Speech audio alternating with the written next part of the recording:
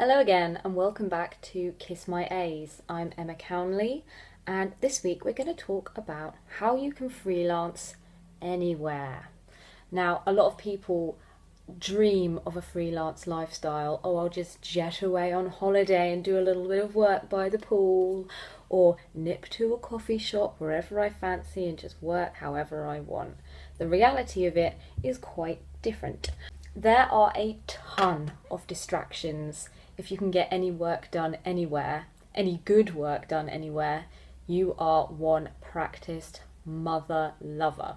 So I'm going to give you 3 of my top tips on how to work wherever you are, get right in the zone, get right down to it, and stay super effing productive. So here we go. First tip, always work to a schedule. Now this means planning out your day properly. Start your day getting into it with some emails, then maybe you move on to a bit of proofreading, then maybe you structure the day like that. You always have lunch at this time, you take breaks every 2 hours, making sure that you're working to a good solid structure really helps to get your mind into that work zone. Think about it when you go to the office. You take a walk to the tube station or to the bus stop. You have that period of edging slowly into a work mentality. Then you get to the office, you make your cup of tea, you sit down, you start your emails. It's very much the same for a freelancer. You're making sure that you're doing specific things at specific times of the day. You're getting into the vibe. So wherever you are, if you're on holiday, you get up, you do your routine, you get into it, and it puts you straight back in that frame of mind rather than working fast and loose and kind of losing your trail of thought as you go. It's a very disorganized way to work. Using a schedule will really help. Number 2 is to make a playlist. This sounds very airy-fairy and it's quite a millennial thing to do, but hear me out.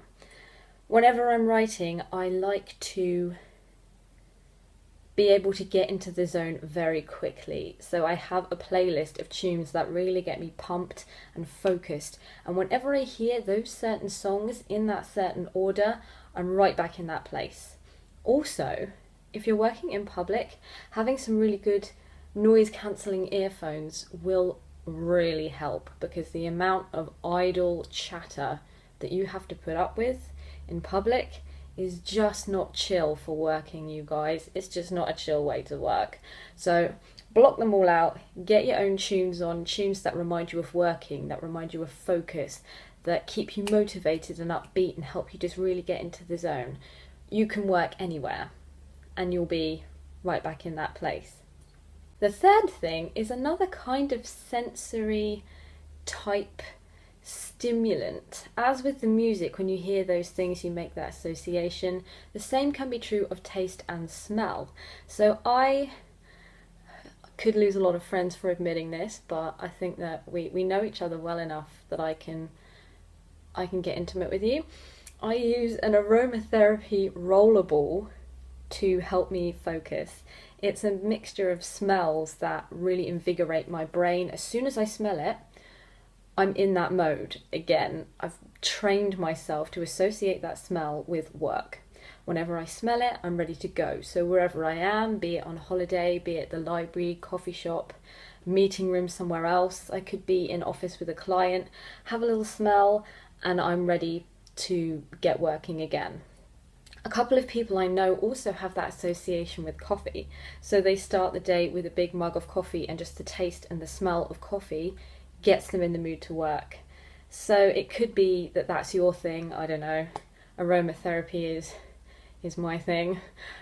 I do like a nice cup of coffee as well, though, don't get me wrong. That always gets me in the mood. It's like liquid inspiration. I don't know. So those are my top 3 things. Work wherever you are. Get your playlist on. Block out the noise. Have your structure and your routine that gets you into the zone. You know, have that sensory connection that kickstarts that urge within you. It's all about creating these impulses with a work association.